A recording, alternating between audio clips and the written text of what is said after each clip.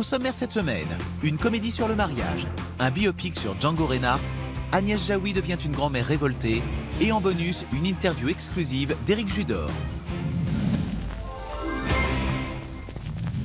Après Paris à tout prix, Jour J est la deuxième comédie de l'actrice-réalisatrice Rim Kérissi, où elle interprète également le rôle principal aux côtés de Nicolas Duvauchel, Sylvie Testu et François-Xavier de Maison. En couple depuis des années, Alexia découvre la carte de visite d'un wedding planner dans la poche de son homme. Elle croit comprendre que Mathias veut l'épouser, mais il n'en est rien. Il va donc se retrouver coincé entre sa femme et sa maîtresse, et surtout contraint d'organiser son propre mariage. C'est qui cette Juliette? Je la connais pas. T'as sa carte dans la poche et tu la connais pas? Tu te fous de ma gueule? Je sais pas, c'est peut-être juste une fille qui... Non, voilà, c'est une fille qui organise des mariages. On va se marier.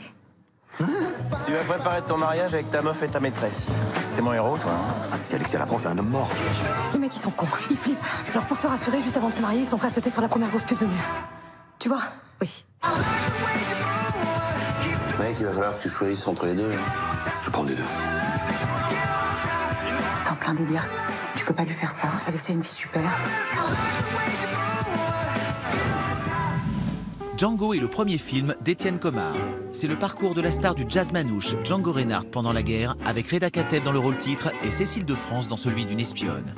1943, la guerre bat son plein et le célèbre guitariste fait vibrer tous les soirs le public des Folies Bergères à Paris. Mais la pression nazie se fait de plus en plus ressentir et Django décide de tout quitter avec sa femme enceinte pour passer en Suisse. You've got a name, haven't you? Oh yeah, I've got a name here.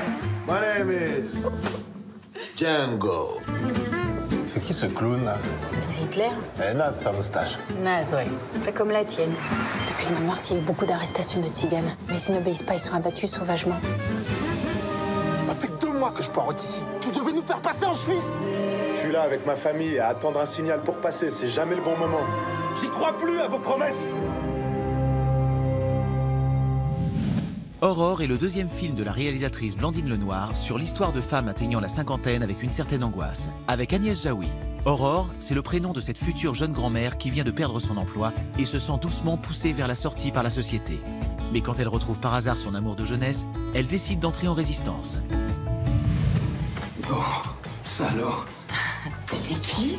Le mec de mes 18 ans. J'ai un truc à te dire, maman. Là, maintenant? Je suis enceinte. Quoi, déjà? Alors moi, j'ai pensé à grand-ma. C'est chic, non? Et toi? Mémé, tant qu'à faire. Ah, il faut qu'on divorce aussi, tiens, j'y pense. Excuse-moi, je pensais pas que ça te ferait autant d'effet. C'est la méno. Ça va? On va faire un petit dossier. Puis en plus, vous avez un super nom. Aurore Tabor. Tabor, c'est le nom de mon mari. Je m'appelle Plou, en fait. Aurore Plou.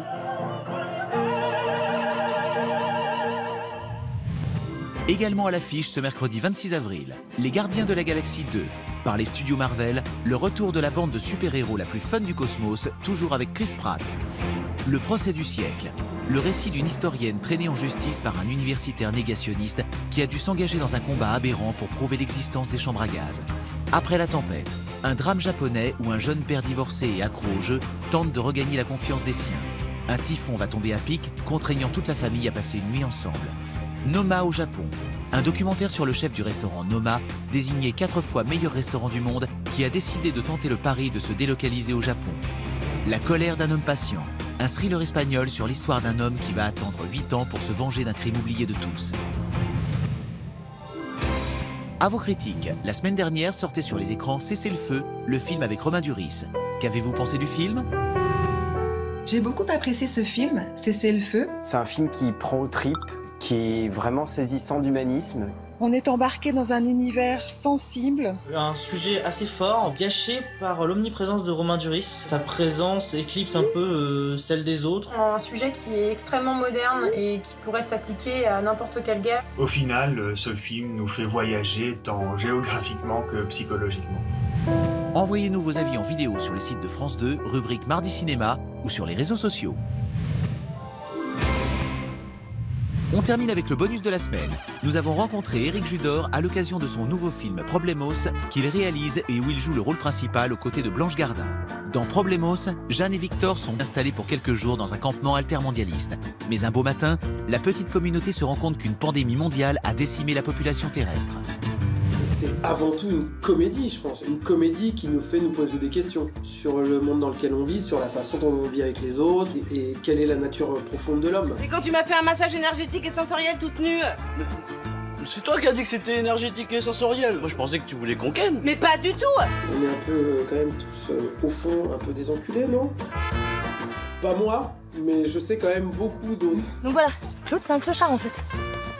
D'accord. Et les copains, on exclut personne ici. Non mais excuse-moi, je dis pas qu'on exclut, mais... Bah si, moi je dis qu'on exclut les schlingueurs. Je pense que c'est une comédie qui dégénère. On se marre beaucoup au début et qu'on se marre avec les dents serrées de plus en plus ensuite. Retrouvez Problemos en salle le 10 mai. Mardi Cinéma l'Hebdo, c'est fini. Rendez-vous la semaine prochaine pour de nouvelles sorties. En attendant, retrouvez-nous sur France2.fr, rubrique Mardi Cinéma et sur les réseaux sociaux.